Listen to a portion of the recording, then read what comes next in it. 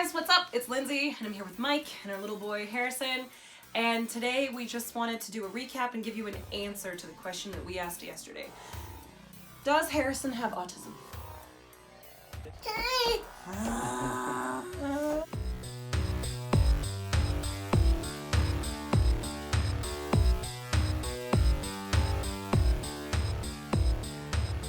So today was a really long day. Harrison had his evaluation through an autism-specific early intervention group. I wanted to say company. I feel like I'm not going to have the right words to say right now. I would say they were here for like 5 hours. Is that fair to say? Yeah, that's fair. And I know that we had posted a video that was like, does my 17-month-old have autism? And everybody's gonna want an answer to that. And the answer to that is yes, he does. Yes, he does have autism. And to like hear it was like so hard for me, even though I kind of knew it was coming. 'Cause look at him, he's so happy. You know, and I think there's a misconception with autism because, you know, you think that the kids are nonverbal and that they do these weird flapping things, and there's so many like stereotypical autism quirks that Harrison does not have. But at the moment he is nonverbal, so he's going to get services, and we're going to focus on communicating with him and just working really hard like we have been to get him to interact with us more. With Lucas it was so different, and I feel like it's important for me to just explain that Lucas's autism looks so different than regular autistic children. You can't even say regular autistic children because every single child on the spectrum looks completely different. Lucas communicated from a very young age, and he was very defiant and he was very upset. And Harrison is very independent, and he's very kind, and he's very calm. He's almost gentle too, I noticed. Like yes you are, don't say no. And he uses his little feet like hands. They're so cute. So he's got good motor skills. So when they did the Patel, they said that to qualify for early intervention, he needed to score between like an 80 and 110.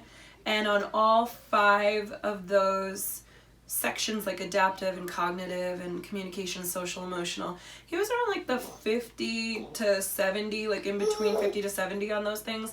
And I think the highest he did was in the motor skills.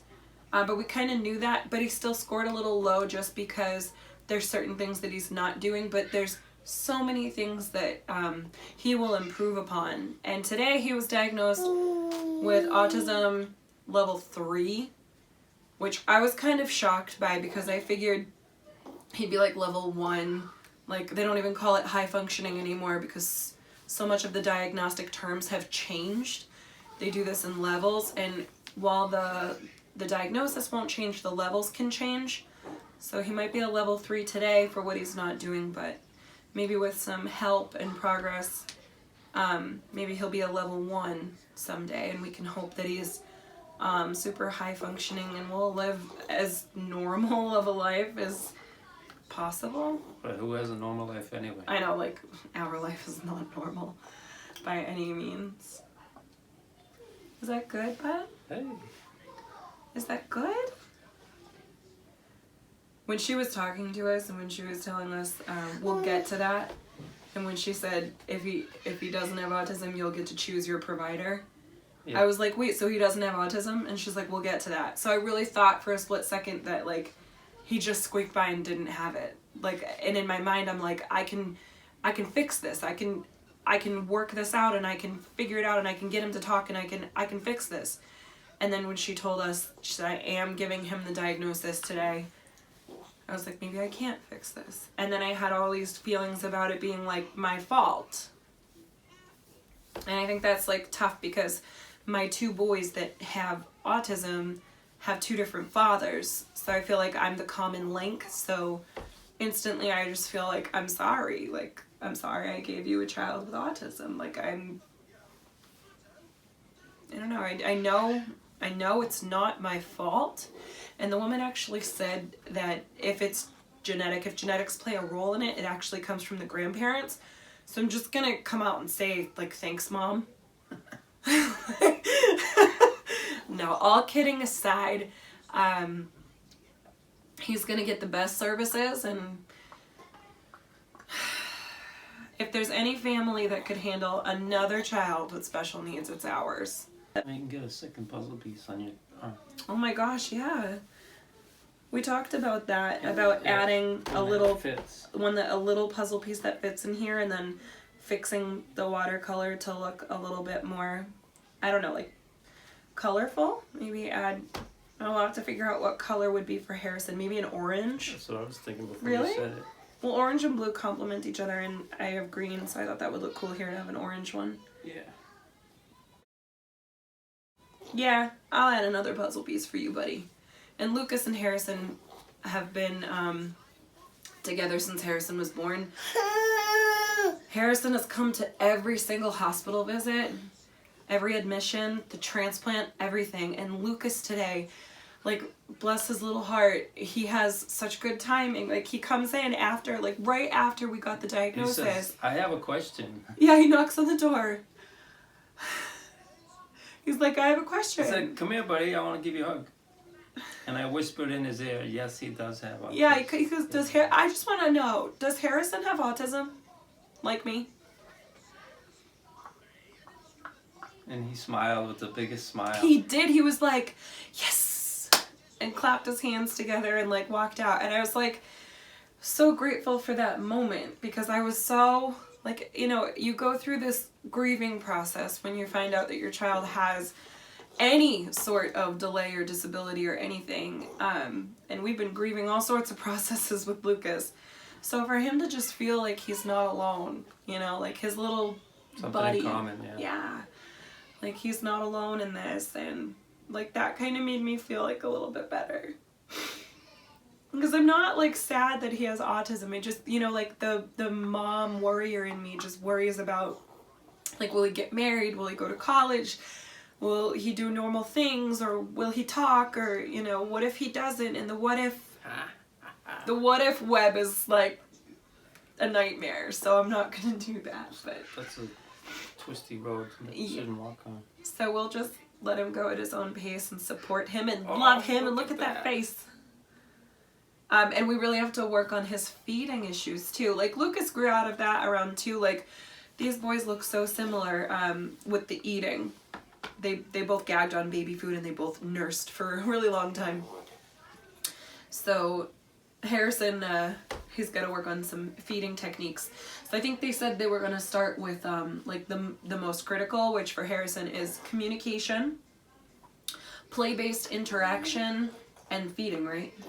I think those were the things. Yeah, I think that was big on their list. Yeah, yeah. Whereas, like, with Lucas, it was completely different. It was feeding, and then it was, like, more behavioral, and they weren't convinced that he had autism. Lucas was actually diagnosed with autism at 5 years old. And Harrison is only 17 months old.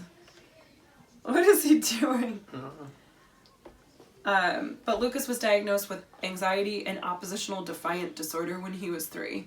That's no fun. No, but he doesn't have that anymore. It's like when he got the autism spectrum disorder, it kind of like wiped out the other diagnosis. What's that? Ah! It's all over. So I think anytime he vocalizes, we should just like try to repeat it, or, you know, what'd you say? Or I've been working so hard. Like, it took me 3 weeks to get him to look at me and smile at me, but I'll never give up. No. However, I think it's time for us to learn sign language, something we've been talking about. Yeah.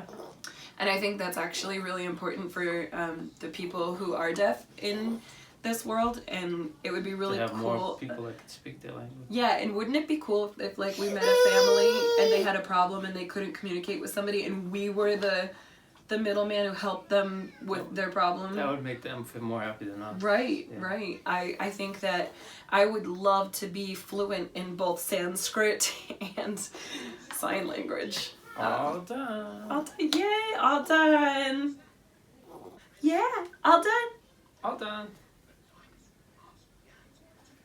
You say yay? Because you always show him that it's empty. Michael's really like good with giving him visuals, and he's always been good with. He looks like a visual learner anyway. Yeah, and when you always show him that it's empty, I never do that, and I started doing that this past week when you had been gone, Good.